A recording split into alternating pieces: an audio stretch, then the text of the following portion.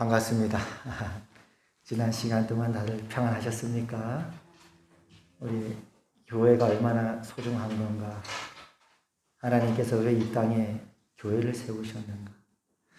혼자 산에 가서 믿어도 되는데 왜 하나님이 교회라는 공동체를, 예수 그리스도의 몸을, 가족을 허락하셨는가?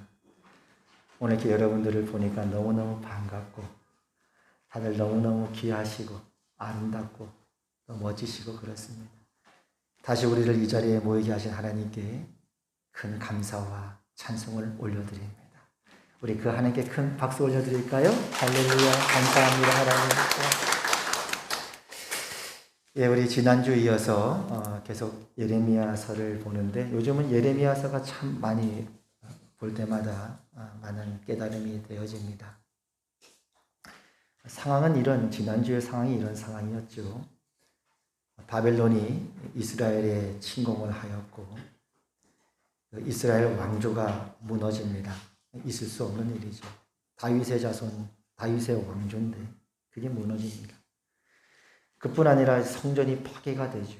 이스라엘 백성들에게서 성전이 파괴된다는 건 상상할 수 없는 일이었죠. 그런 일이 있고 나니까 이제 유다 땅에 남아있는 이스라엘 백성들이 큰 이제 혼란과 함께 선택의 기로에 서 있게 됐습니다. 성전도 파괴됐고 이렇게 혼란스러운 유다 땅에 계속 남아있어야 되느냐? 아니면 좀 더 평안하고 안전한 곳을 찾아서 제3국으로, 이들이 생각했던 제3국은 애굽 땅이 되겠죠? 제3국으로 피신을 하느냐? 그런 선택의 길이 있었는데 하나님의 뜻은 분명했죠. 비록 이 땅이 지금 파괴가 되었고 해파가 되었고 유다 땅에 혼란이 있고 전쟁의 상처가 있지만 너는 이 땅에 남아있어야 된다. 이 땅에 남아서 하나님이 회복하신 그 약속을 바라보고 믿음으로 너희가 살아야 될 그 시대와 무대를 살아내야 한다. 남아있어라. 그게 하나님의 뜻이었습니다. 그러나 이제 이스라엘 백성들은 그런 예레미야를 통한 하나님의 말씀을 듣고도 그 말씀에 순종하지 않고 결국은 제3국행을 택합니다. 그래서 애굽 땅으로 내려갑니다. 내려가고 본인들만 갈 뿐 아니라 예레미야까지도 끌고 갑니다. 그래서 이제 제3국행을 택하게 됐는데 더 나아가서 문제는 그 애굽 땅으로 이주했을 뿐만 아니라 계속적으로 우상을 섬기는 거예요. 그 전부터도 우상을 섬겨서 하나님께서 이런 큰 징벌을 내리셨는데 애굽에 내려가서도 계속 우상 섬기는 걸 고집합니다. 그러니까 왜 그러느냐? 그게 이제 질문이 되겠죠. 왜 그랬을까? 왜 여전히 우상 섬기는 걸 포기하지 못했을까? 오늘 이제 애굽 땅에서 한 대화거든요. 애굽으로 내려간 유다 남은 백성들과 예레미야 간의 대화 속에서 그 이유를 우리가 좀 찾아볼 수 있습니다. 오늘 15절에 보면 백성들이 예레미야에게 이렇게 대답을 해요. 모든 백성의 큰 무리가 예레미야에게 대답하여 이르되 예레미야, 당신이 여호와의 이름으로 우리에게 하는 말을 우리가 듣지 아니할 것이다. 그리고 우리 입에서 낸 모든 말을 반드시 실행하여 우리가 원래부터 하던 것, 곧 우리와 우리 선조와 왕들과 고관들이 유다 성읍들과 예루살렘에서 하던 대로 하늘의 여왕에게 분향하고 그 앞에 전제를 드릴 것이다. 그러니까 우상 숭배를 계속하겠다는 거예요. 왜냐하면 이유가 나와요. 그때에는 우리가 우상을 섬겼을 그 시절에는 우리가 먹을 것이 풍부했고 복도 받았고 재난도 없었는데 그러나 우리가 하늘의 여왕에게 분향하고 그 앞에 전제드리던 것을 패한 후부터는 우리가 우상을 파괴한부터는 더 어려워졌다는 거예요. 궁핍해졌고 칼과 기근에 멸망을 당했기 때문에. 이 답변을 합니다. 예레미야 선지자 좀 보세요. 최근에 일어났던 일도 보세요. 우리가 최근에 20년, 30년을 살아오지 않았습니까? 우리가 우상을 섬겼을 그때는 오히려 더 풍족했습니다. 재난도 없었습니다. 근데 그 우상을 파괴하고 타파함부터는 더 상황이 악화되어졌고 결국 이 나라가 멸망됐다는 걸 당신도 알고 있지 않습니까? 우리는 계속 우상을 섬기겠습니다. 이렇게 답변을 합니다. 왜 그런 일이 있었느냐? 이 당시로부터 한 20년, 30년 전의 일로 계속 연결되는 그때를 거슬러 올라가는데 멸망하기 마지막 30년 전에 요시야 왕이라고 하는 훌륭한 왕이 등장합니다. 이스라엘 역사 속에 이제 꺼져가는 국운이 새해지는 그런 속에서 마지막 불꽃으로 요시야 왕을 세우는데, 여러분이 아시겠지만 요시야 왕은 신앙의 회복운동을 일으켰고 또 전심으로 하나님을 쫓았던 그런 몇 안 되는 왕 중에 하나였습니다. 그래서 우상들을 다 깨트려 버리고 성전 정화 작업을 하고, 그리고 또 성전 정화 작업을 수리하는 과정 가운데 율법책을 발견하고, 율법책을 발견하면서 깜짝 놀랍니다. 그 책을 읽으면서 다시 말씀으로 돌아가도록 그렇게 힘썼던 왕이 요시야 왕이거든요. 그래서 성경에는 이렇게도 기록이 되어 있어요. 뭐라고 기록이 되어 있냐면, 요시야와 같이 마음을 다하며 뜻을 다하며 힘을 다하여 모세의 모든 율법을 따라 여호와께로 돌이킨 왕은 요시야 전에도 없었고 후에도 없었다. 요시야 왕같이 그렇게 전심으로 우상들을 다 깨뜨리고 그 순수한 신앙을 회복하려고 했고, 그랬던 왕은 전에도 후에도 없었다는 거예요. 근데 이제 그 다음 어떤 일이 이루어지느냐. 그렇게 요시야 왕이 신앙 회복 운동을 일으킨 이후에 당시 이스라엘의 국제 정세는 어떤 상황이었냐면, 이스라엘 남쪽에는 아프리카잖아요. 하나님께서 이스라엘이라는 나라를 이렇게 세운 이유가 있죠. 동서양의 꼭 중심에 있거든요. 남쪽에는 아프리카인데 애굽이라고 하는 전통 강호가 있었고, 그 이스라엘 위쪽에는 중동 지역이니까 바벨론이라고 하는 이제 새롭게 떠오르는 제국이 등장한 거예요. 그러니까 두 제국이니까 당연히 싸울 수밖에 없겠죠.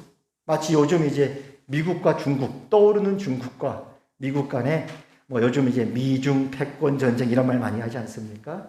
그런 것처럼 애굽은 원래 전통 강호인데 그 중동 북쪽에 바벨론이라고 하는 떠오르는 나라가 등장하니까 애굽이 가만히 지켜만 볼 수는 없었어요. 어떻게 했냐면, 애굽의 바로 느고 왕이 그 바벨론과 일전을 벌이기 위해서 군사를 거느리고 출군을 합니다. 그래서 진군을 하는데 이스라엘이 그 가운데 꼭 끼었단 말이에요. 그러니까 이스라엘을 통과할 수밖에 없어요.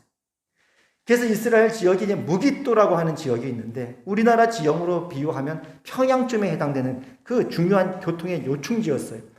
그러니까 북쪽으로 가려면 이제 그 무깃도라는 지역을 지나가는데, 애굽이 이제 바벨론하고 일전을 벌이려고 요시야 왕이 그 애굽 왕을 군대를 막아서고는 이제 그 애굽 군대와 전쟁을 벌입니다. 그 상황이 이제 성경에 이렇게 기록이 되어 있는데 한번 보세요. 이 모든 일은 뭐냐면, 그 다음 나와요. 곧 요시야가 성전을 정돈하기를 마친 후에 신앙의 회복운동이 일어났어요. 성전이 수리가 됐어요. 율법책도 발견됐어요. 말씀으로 돌아갔어요. 우상들을 다 깨뜨렸어요. 그 후에 어떤 일이 일어나느냐. 애굽 왕 느고가, 바로 느고 왕인데, 느고가 유브라데 강가에 갈그미스를 치러 올라왔으므로 이제 바벨론과 일전을 하기 위해 군대를 거느리고 올라오는데, 요시야가 나가서 그 애굽 군대를 막았다는 거예요. 그러니까 바로 느고가 요시야에게 사신을 보내서 뭐라 그러느냐. 요시야 왕아, 내가 당신과 무슨 관계가 있느냐?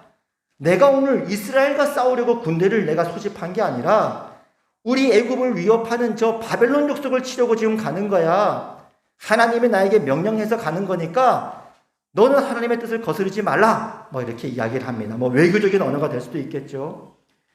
그러나 요시야가 몸을 돌이켜 떠나기를 싫어하고 오히려 변장하고 그리고 그 애굽 군대와 싸우고자 하여 무깃도 골짜기에 이르게 됩니다. 거기서 이제 이스라엘과 싸우는데, 활 쏘는 자가 요시야 왕을 쏘게 됐고, 요시야 왕은 부상을 입게 돼서 중상을 입어서 결국 전쟁을 빠져나오게 되고, 24절에 보면 결국 예루살렘에 피신을 했지만 그 상처가 너무 중하여서 결국은 요시야 왕이 젊은 나이에 안타깝게도 죽게 돼버립니다. 전사를 해버리죠. 그러니까 온 백성들이 그 요시야를 슬퍼했고, 예레미야는 25절에 보면 그 요시야 왕을 위하여 애가를 지었다. 그러니까 요시야 왕의 입장은 그런 생각이었을 거예요. 이제 신앙의 회복운동도 일어났겠다. 성전도 이제 수리됐겠다. 모든 백성들이 하나님께 신앙을 회복하고 다시 뜨거워졌겠다. 이제 하나님이 우리 편이라는, 이스라엘 편이라는 거예요. 하나님이 이스라엘 편이고 이스라엘을 지키실 것이고 다시 이스라엘의 영화를 회복시킬 것이다. 그런데 마침 애굽 군대가 지금 자기 땅을 지나온단 말이죠.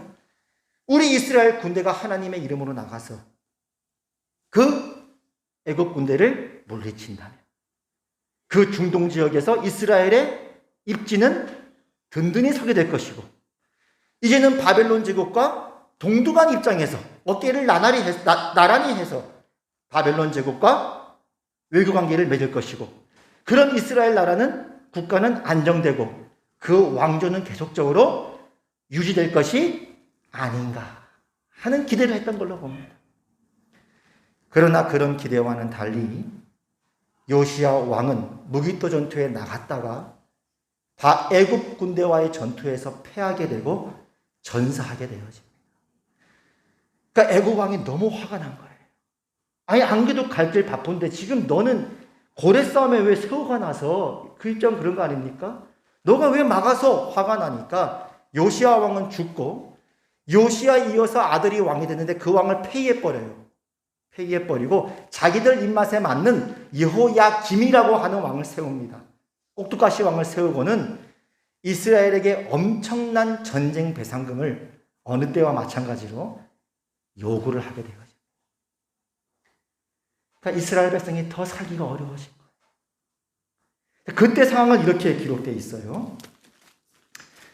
여호야김이, 애굽 왕이 세운 꼭두가시 왕이죠. 여호야김이 은과 금을 바로에게 주니라. 그가 바로 느고의 명령대로 그에게 그 돈을 주기 위하여 나라에 부과하되 백성들 각 사람의 힘대로 액수를 정하고 은금을 징수하였더라. 그러니까 백성들의 세금이 막 올라가는 거죠. 전쟁에 졌죠. 배상금은 물어야 되죠. 그러니까 오히려 상황이 더 악화가 된 거예요. 정치적으로도 이제는 더 힘을 못 쓰게 됐고, 경제적으로도 온 나라가 어려움에 처하게 돼요. 그러니까 이스라엘 백성이 뭘 생각하느냐. 이거 보세요. 이거 봐요. 우리가 그전에 우상 섬겼을 때 훨씬 잘 살았습니다. 그때가 더 우리가 풍부했어요. 잘 살았어요. 부유했어요. 근데 요시야 왕이 신앙의 회복 운동을 한다고 와가지고 우상 깨뜨리고 성전 수리한다고 하더니만 결국 전쟁에서 져버리고 전쟁 배상금은 물게 됐고 세금은 올라갔고 정치적으로 경제적으로 이스라엘 꼴이 이게 뭐가 됩니까? 오히려 우상을 섬겼을 때가 더 좋았습니다. 그럼 오늘 그렇게 이야기를 합니다. 예레미야의 답변은 오늘 20절부터 23절까지 답변인데 이런 내용입니다. 요시야 왕이 순종해서 이 재난이 온 게 아니라 여러분들이 그 이전부터 우상을 섬겼던 그 죄악들을 하나님께서 마음에 담아두시고 기억했기 때문에 이런 재난이 온 거 아닙니까? 이제라도 하나님께로 돌아가야 됩니다. 이렇게 답변을 줍니다. 이 예레미야의 말과 똑같은 입장이 이제 열왕기하 24장에 보면 다시 이렇게 기록이 되어 있습니다. 왜 이렇게 이스라엘이 멸망할 수밖에 없었는가? 요시야와 같이 마음을 다하며 뜻을 다하며 힘을 다하여 모세의 모든 율법을 따라 여호와께로 돌이킨 왕은 요시야 전에도 없었고 후에도 그와 같은 자가 없었더라. 그러나 여호와께서 유다를 향하여 내리신 그 크게 타오르는 진노를 돌이키지 아니하였으니 이는 므낫세가 여호와를 경노하게 한 그 모든 경노 때문이라. 요시야 왕이 순종했기 때문에 재난이 온 게 아니라 그 이전부터 있었던 우상을 하나님께서 기억하셨기 때문에 재난이 온 것이라고 답을 주는 장면이 오늘 우리가 읽었던 내용입니다. 여기서 우리가 한번 생각해 볼 부분이 있어요. 어찌됐건 지금 이스라엘 백성들이 지금 신앙의 시험이 들었어요, 안 들었어요? 큰 시험에 드는 거예요. 그 배경이 뭐냐? 아까도 봤지만 잠깐 요시야 왕이 전사한 게 20년 전 일이거든요. 최근의 일이에요. 요시야 왕 시대를 기억하는 거예요. 그때 어땠냐? 우리가 신앙운동 회복을 하지 않았느냐? 그것도 사실이에요. 우리가 그렇게 성전을 수리했고 말씀도 발견하지 않았냐? 그것도 사실이에요.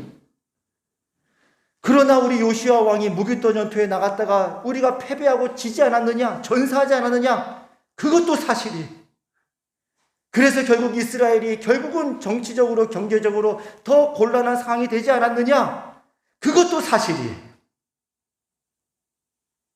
그러니까 사람들이 신앙이 흔들리기 시작했고 결국 그런 큰 어려움과 혼란 가운데 현실적인 대안으로 애굽으로 그냥 도망가 버리는 것이고 그들 안에 여호와 신앙을 지키기가 참으로 너무나 심히 몹시도 쉽지 않았다. 너무 어려웠다. 이게 역사 속에 일어난 일이에요. 이스라엘 역사 가운데 있었던 실체니까 우리가 살아가는 현실 속에도 얼마든지 일어날 수 있어요. 우리가 하나님을 섬기고 헌신하고 봉사하고 믿음으로 살았는데 우리가 무슨 꼭 보상을 바라서 그랬겠습니까? 정말 하나님을 사랑해서 그랬는데 주님을 향한 열심으로 그랬는데 그 보상이 주어지면 얼마나 힘이 되겠어요? 얼마나 위로가 되겠어요? 할렐루야! 근데 때로 그 보상이 주어지지 않는 경우가 있으면 보상은커녕 살아가는 게 더 고달프고 어려워지게 되면 신앙이 흔들리더라 이 말이에요. 이렇게 우상을 타파한 게 무슨 의미가 있는가? 이렇게 하나님을 섬겼던 게 무슨 의미가 있는가라고 신앙이 흔들리기 마련이라. 그렇죠? 여러분은 마치 한 번도 그렇게 흔들린 적이 한 번도 없는 것처럼 그런 표정으로 저를 보고 계시지만은 그러나 저는 많이 흔들립니다. 이게 이스라엘 역사니까 우리도 마찬가지 아닙니까? 우리도. 근데 성경에 보면요. 우리가 살아가는 신자의 현실을 또 다르게 분명하게 이렇게 얘기해 주는 대목이 있습니다. 신자가 살아가는 현실을 마치 무지개의 빨주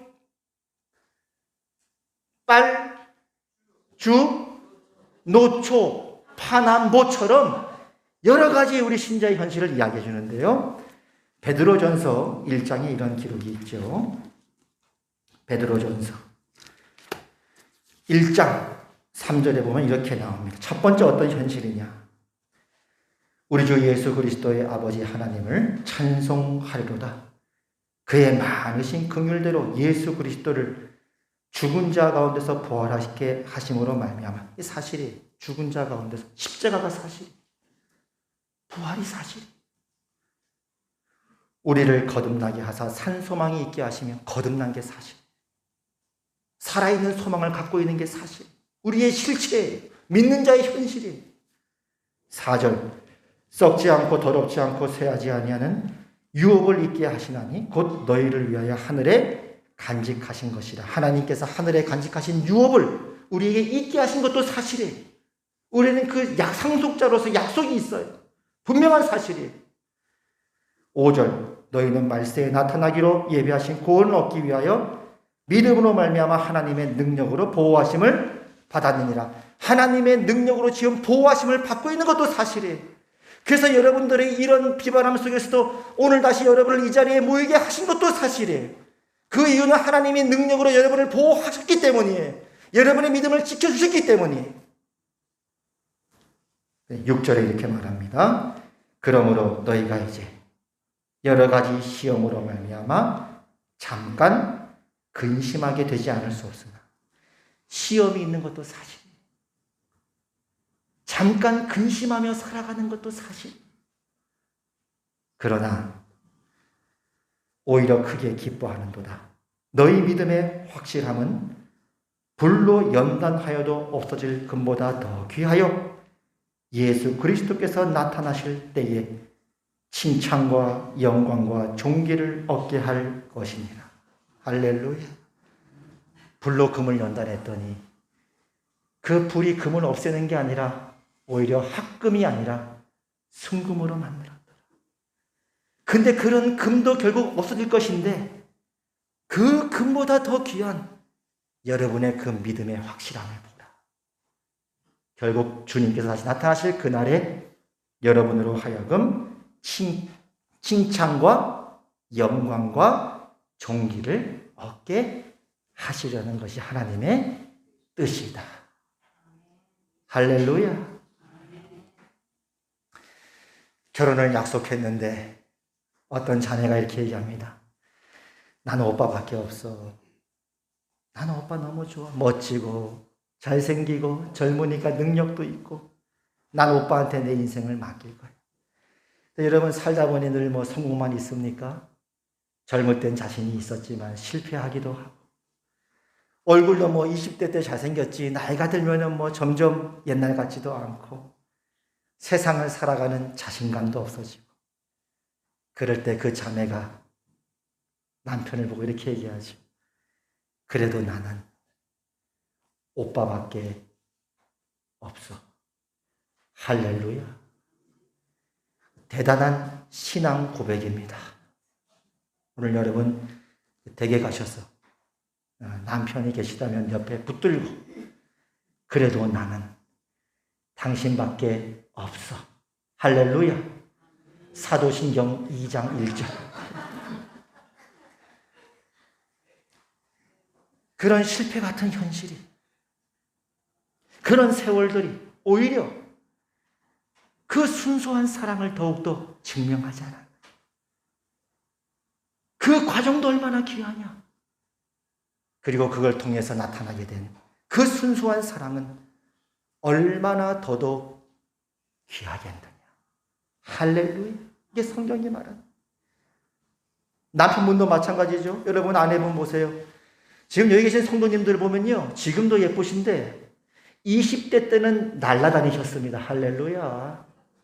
서로 막 말보고 싶어가지고 그러는데 여러분 눈이 높았잖아요. 20대 때 여러분 생각해 보세요. 날아다니지 않았습니까? 난 당신밖에 없어. 내 눈엔 당신밖에 안 보여. 그런 나이가 들면 미모도 당연히 나이가 들수록 예전 같지 않을 것이고, 서 있는 것도 힘들어질 때가 올 것이고, 그때 그 아내의 손을 잡으면서 그래도 나는 당신밖에 안 보여. 할렐루야. 그런 분이 우리 하평교회 장로님 수준입니다. 할렐루야. 나는 당신밖에 안 보여. 그 신앙이, 그 순수한 사랑의 순결함이 불로 없어질 금보다 더 귀해요. 그 금조차도 없어질 것이지만, 그러나 주님을 향한 여러분의 그 믿음의 확실함이 얼마나 귀하느냐. 이 과정도 얼마나 소중했느냐. 너희가 참 복되고 귀한 자들이구나. 여러분, 요즘 여러분 다 경험하지만 살기가 다 어렵죠. 살기도 어렵고 신앙생활도 더 어렵죠. 교회도 다 어려웠습니다. 원래 우리가 코로나 전에 계획했던 게 여전도의 헌신 예배를 부활하자. 그랬으면 우리 여전도의 분들이 그래도 1년에 그래도 그 헌신 예배 때 예쁘게 한복 딱 차려입고 찬양을 다 올려드리고 그랬던 아마 일들이 회복됐을 텐데, 코로나가 있는 바람에 그것도 못했고, 우리 그전에는 그래도 가족창 대회도 했었고, 아니면 구역별 대회도 했었고, 그것도 아무것도 못하고, 뭐 윷놀이도 했었고, 나들이도 갔었고, 같이 모여서 성경 공부도 했었고, 삶도 나눴고, 구역 예배도 드렸고, 그 모든 것들을 아무것도 못한 채로 지난 거의 2년 동안을 지내왔습니다. 앞으로도 어떻게 될지는 사실 모르지만, 하나님께서 오늘 이 한 주만큼은 다시 우리가 이렇게 모일 수 있는 은혜와 이런 기회를 허락해 주셨습니다. 오늘 성경이 뭐라고 말씀합니까? 하나님께서는 여러분의 믿음을 단련하셔서 불로 단련하지만 결국 없어지고 마는 금보다 더 귀한 것이 되게 하시며, 예수 그리스도께서 나타나실 때에 여러분에게 칭찬과 영광과 존귀를 얻게 해주십니다. 오늘 하나님께서 너무 기뻐하실 것 같아요. 너무 기뻐하십니다. 우리 하평교회뿐만 아니라 한국교회 전체적으로 50% 나오게 되잖아요. 하나님께서 너무 기뻐할 것 같아요. 야, 너희 참 귀하구나. 너희의 믿음의 순결함을, 진실함을 내가 알게 되었노라. 내가 이제야 너가 여호와 하나님을 경외하는 줄을 알게 되었노라. 먹고 사는 것도 쉽지 않고 신앙생활하기도 쉽지 않은 이 상황 속에 너희의 신앙의 그 순수함을, 믿음의 진실함을, 순금 같은 사랑을 내가 오늘 이렇게 보니 기쁘구나. 할렐루야. 더 나아가 혹시 이런 어려운 시기 때 혹시 잠시 잠깐 근심하여서 넘어졌던 분이 있으십니까? 야, 내가 신앙이 이거밖에 안 되나? 좀 기도 좀 쉬었다고, 예배 좀 쉬었다고 완전 바닥이네 혹 이런 분 계십니까? 여러분, 하나님은 여러분을 다시 일으켜 세우시는 하나님이십니다. 여러분을 다시 회복시키시는 하나님이신 줄 믿으시기를 바랍니다. 사실 사랑이라는 것 자체가 성경에 보면요, 하나님이 사랑했다고 나와요. 사랑은 여기 있습니다. 하나님이 우리를 사랑하사 우리 죄를 속하기 위해서 화목제물로 그 아들을 보내셨다. 사랑은 여기 있다고 말씀하십니다. 그 하나님의 사랑이 이 자리에 임하였습니다. 오늘 하나님은 다시 여러분을 일으켜 세울 것이고, 여러분은 여러분을 포기해도 하나님은 절대로 여러분을 포기하지 않으시는 하나님이십니다. 오늘 여러분을 붙드시는 하나님의 손길을 바라보시기를 바랍니다.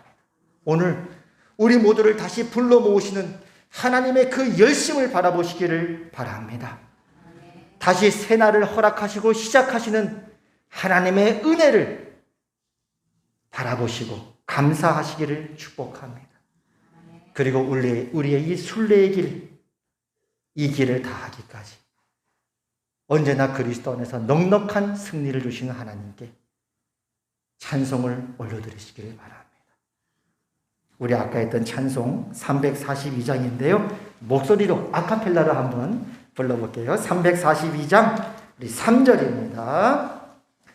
잘 이기는 자는 상 받으리니 너 낙심치 말고 늘 전진하라. 내 구세주 예수 힘 주시리니 주 예수를 믿어 늘 승리하라. 우리 구주의 힘과 그의 위로를 빌라. 주님 내 편에 서서 항상 도우시리. 우리 아까 310장 후렴은 뭐였습니까? 내가 믿고 또 의지함은 내 모든 형편 아시는 주님 늘 보호해 주실 것을 나는 우리 마지막으로 한 목소리로 내가 믿고 또 의지함은 내 모든 형편 아시는 주님 늘 보호해 주실 것을 나는 확실히 아네. 기도하겠습니다. 하나님 아버지 은혜를 감사드립니다. 오늘 이 자리에 하나님께서 너무 사랑하시는 교회가 있습니다. 하나님께서 너무 사랑하시는 백성이 있습니다. 주께서 핏값 주고 사신 주의 자녀들이 있습니다. 그 어떤 것도 바꿀 수 없는, 어느 것도 포기할 수 없는 주님이 사랑하시는 하나님의 자녀들이, 백성들이 오늘 이 자리에 모였습니다. 그리고 현재일이나 장래일이나 그 어떤 것이라도 높음이나 기쁨이나 우리를 우리 주 그리스도 예수 안에 있는 하나님의 사랑에서 끊을 수 없는 그 사랑에 붙들림 받은 하나님의 신부, 예수님의 신부가 있습니다. 주님, 우리는 주님의 몸이오니 주 자신을 위하여 다시 우리를 붙들어 주시니 감사합니다. 주 자신을 위하여 우리를 더욱더 굳게 세워 주시옵소서. 주님의 생명과 우리의 생명이 하나로 연결되어 있어 주님은 포도나무여 우리는 가지오니 주의 이름을 아끼소서. 주의 이름을 위하여 다시 우리 성도들의 생애를 굳게 붙들어 주시고 천성에 이르도록 넉넉하게 믿음으로 승리하는 복된 성도들의 삶 되게 하시고 아름다운 열매를 주 앞에 올리게 하여 주시옵소서. 지금까지도 그렇게 하셨고 지금도 그렇게 하고 계시고 앞으로도 그리스도 예수 안에서 영원히 그렇게 하실 영원하신 사랑, 영원한 하나님께 경배와 찬송을 올려드리오며 예수님 이름으로 기도합니다. 아멘. 아픈데 손 얹으시고 치우기도 하겠습니다. 나사렛 예수 그리스도 이름으로 하나님의 나라가 이곳에 임하였음을 선포합니다. 이 시간 예수 그리스도 이름으로 명령하노니 우리 성도들의 몸속에 있는 모든 질병들은 예수 그리스도 이름으로 명령하노니 너희는 떠나갈지어다. 지난 시간 동안도 기도의 능력을 맛보게 하시고 기도의 힘을 맛보게 하시고 경험하게 하신 하나님, 주의 치료의 손길로 이 자리에 임하여 주시옵소서. 이제는 우리 주 예수 그리스도의 은혜와 하나님 아버지의 그 크신 사랑과 성령 하나님의 감화, 감동, 교통, 위로 역사하시니 너는 나의 신부라, 내 몸이라. 내가 너의 머리고 너희는 내 몸이라. 내가 어떻게 너희를 아끼지 않겠느냐. 내 생명이 너희 위에 있느니라. 오늘 하나님의 말씀 앞에 붙들림 받은 그리스도의 귀한 신부 하나님의 백성들 위해 이제부터 영원까지 항상 함께 있을지어다. 아멘.